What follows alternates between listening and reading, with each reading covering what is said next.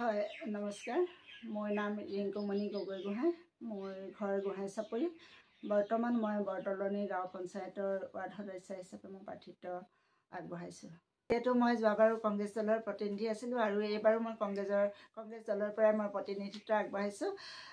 যে ৰাইজৰ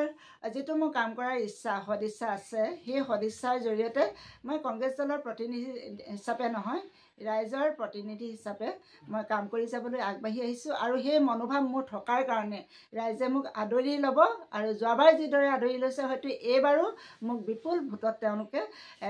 ভোট দি মোক জয়যুক্ত কৰিব সেয়া আশা কৰিছোঁ আৰু মই জয়ী হয় এয়া মোৰ আশা কৰি মই আগবাঢ়ি আহিছোঁ ৱাৰ্ডৰ আমাৰ সৰ্বাংগীন উন্নতি হিচাপে আৰু কিছুমান কাম আছে এনেধৰণৰ য'ত মানে এতিয়াও আমি ৰাস্তা পদূলি কাম এতিয়াও আছে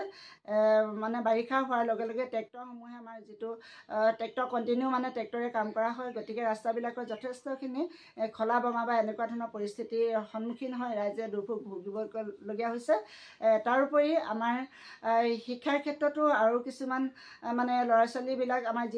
যিমান ধৰণে মানে শিক্ষা হেৰিটো পোৱা নাই গতিকে সেইখিনি আমি ধৰক ডিপাৰ্টমেণ্টৰ জৰিয়তে আমাৰ সেই বিদ্যালয়সমূহত আমি কেনেধৰণে শিক্ষকৰ নিযুক্তি প্ৰক্ৰিয়াৰ কিছুমানো তাতে মানে খেলি মেলি হৈছে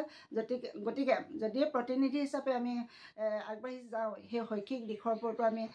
মাত মাতিবৰ কাৰণে বা এই বিভাগীয়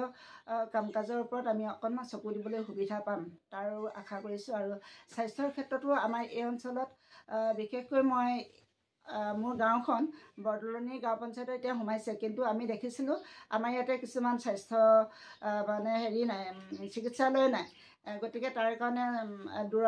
বহুতখিনি দূৰত্ব হয় ঘিলামৰা যাব লাগিব নহয় বৰদলনি চাব চেণ্টাৰত গুচি যাব লাগে নহ'লে আমি ধেমাজি গুচি যাব লাগে তেনে ক্ষেত্ৰত আমি সেই চিকিৎসালয়ৰ ক্ষেত্ৰত আমি মাত মাতি আহিছিলোঁ যে ইয়াতে চাব চেণ্টাৰ আমাৰ হ'ব লাগে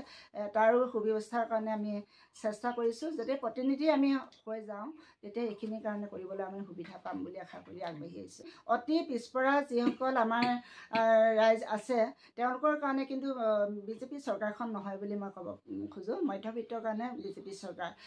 আমাৰ এতিয়া দেখিছোঁ অৰুণোদয় আপোনালোকে যিটো প্ৰশ্ন কৰিছে তাৰ মাজতে মই ক'বই লাগিব অৰুণোদয় আমাৰ মহিলাসকলক অৰুণোদয় হিতাধিকাৰী বনাব খুজিছে সঁচা কথা কিন্তু ইয়াৰ বিনিময়ত কিন্তু আমি সেই একেগৰাকী মহিলাই আমি ৰান্ধনীশালত কিন্তু যথেষ্টখিনি আমি টকা পইচা খৰচ কৰি আমি ৰান্ধনীশালখন চলাবলগীয়া হয় পাকঘৰত আমি ঘৰখন চলাবলৈ যথেষ্টখিনি কষ্ট হয় প্ৰথমতে আমি ক'ব লাগিব চিলিণ্ডাৰৰ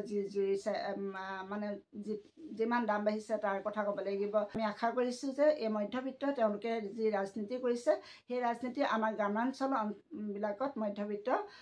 খুবেই নগণ্য আমাৰ অতি পিছপৰা আমাৰ ৰাইজসকলে